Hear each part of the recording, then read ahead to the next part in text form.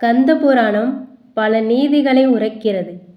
வெறும் புராணம் அல்ல கந்த புராணம். கந்த புராணம் நம் சொந்த புராணம்.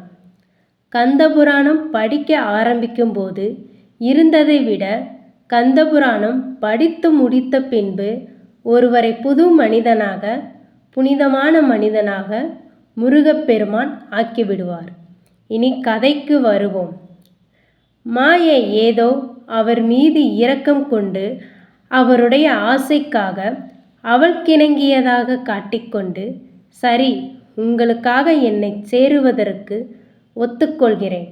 ஆனால் இப்படி தாடியும் மீசையுமாக குளிக்காமல் கூட அசிங்கமாக வராமல் என் அழகுக்கு நிகராக அழகான வாலிபராக வந்தால் நான் அதற்கு சம்மதிக்கிறேன் என்று சொன்னாள்.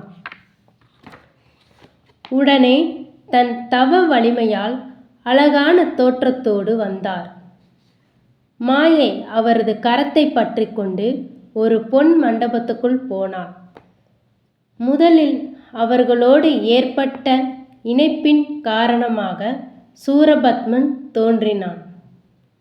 தேவர்களுக்கு ஒரு இனம் புரியாத பதற்றமும் நடுக்கமும் ஏற்பட்டது.